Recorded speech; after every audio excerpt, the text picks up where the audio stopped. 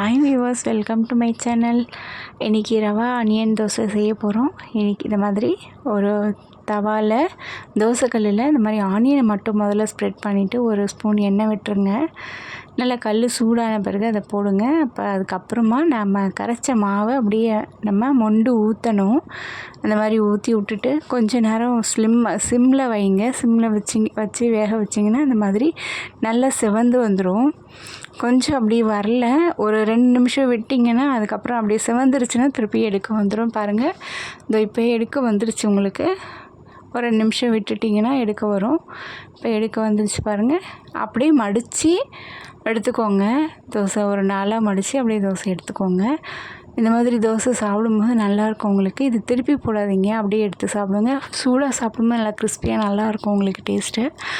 அதே மாதிரி இன்னொரு தோசை ஊற்றலாம். இப்போ உங்களுக்கு கொஞ்சமாக ஆனியன் அப்படியே ஸ்ப்ரெட் பண்ணிக்கோங்க.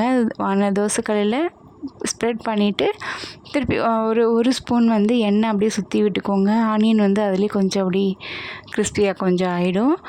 அந்த சமயம் மாவு ஒரு டம்ளரில் மொண்டு கூட ஊற்றலாம். உங்களுக்கு மாவு என்னென்னா 1 கப்பு ரவை, 3/4 கப்பு மைதா, 3/4 கப்பு அரிசி மாவு. இதை நான் ஒன்றா போட்டு கரைச்சி வச்சுட்டேன். ஒரு அரை மணி நேரம் ஊறட்டும்னு. உங்களுக்கு வேணும்னா புளிப்பு வேணும்னா தயிர் விட்டுக்கோங்க, இல்லைனா அதுவே போதும். உங்களுக்கு நல்லாயிருக்கும் தோசை சாப்பிட.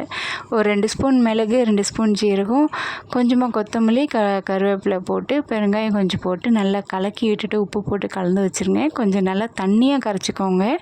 தண்ணியாக கரைச்சிட்டு அப்படியே நீங்கள் அப்படியே தெளித்து அப்படியே ஊற்றுனாப்பில் பண்ணணும். உங்களுக்கு டம்ளரில் கூட மொண்டு ஊற்றலாம். உங்களுக்கு பாருங்கள், அவ்வளோதான், தோசை ரெடி ஆகிடுச்சு. இதே மாதிரி வீட்டில் செஞ்சு பாருங்கள். ரவா ஆனியன் தோசை சூப்பராக இருக்கும். உங்களுக்கு நல்லாயிருக்கும். டேஸ்டியாக கிறிஸ்பியான ரவா தோசை ரெடி.